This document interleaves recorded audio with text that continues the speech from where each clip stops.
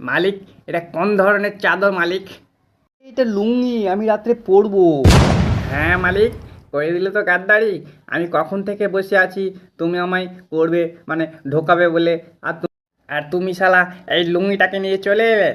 আরে তুই কি করা ঢোকার কথা বলছিস রে? আরে মালিক, পা ঢোকানোর কথা বলছিলাম, তুমি শুধু ভুল ভাল ভাবো। আচ্ছা মালিক, বলছিলাম ওই শালা লুঙ্গিকে লাথি মেরে বাইরে ফেলে এসে তো। এই শালা জাঙ্গিয়া, কম কথা বল, তোর থেকে মালিককে আমি বেশি আরাম দেই। আরাম মানে? আরে মালিক, হাওয়ার কথা বলছিলাম। তুমি যখন আমায় পড়বে তখন তোমার লুঙ্গির ভিতরে কালবৈশাখী ঝড়ের মতো হাওয়া ঢুকবে। আর ভেতরে যখন পচা গরুর মতো গরম হাওয়া ছাড়বে, সেটা তখন কি হবে? কম ভেতর থেকে গরম হাওয়াটা বেরিয়ে যাবে। ঠিকই বলেছেন মালিক। আপনাকে এই জাঙ্গিয়াটা চারিদিক থেকে এমনভাবে ধরে থাকে যে আপনার মেশিনটা পচা কলার মতো নেতিয়ে পড়ে থাকে। বললি পচা কলা? তার মানে কি? না কিছু না মালিক, আমি কলার কথা বলছিলাম। বেশি বকছিস তো।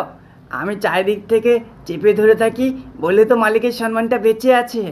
আবার তুই উল্টো কথা বলছিস? ঠিক বলেছি। আমার ভিতরে কি কমতি ছিল যে তুমি এই শালা ঢ্যামনা লুঙ্গিটাকে নিয়ে এলে?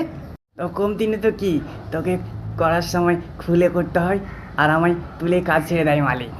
আরে তুই কি করা ঢোকার কথা বলছিস রে?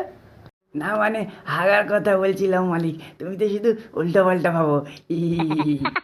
ধুস শালা, তোদের দুজনের মধ্যে আমি কাউকেই পড়বো না। না মালিক, ন্যাংটা শুতে নেই মালিক, মিয়া খালিফার চিমনিতে ধরে নাই। হ্যাঁ ঠিক আছে, ধরুক, কেউ না কেউ তো ধরবে।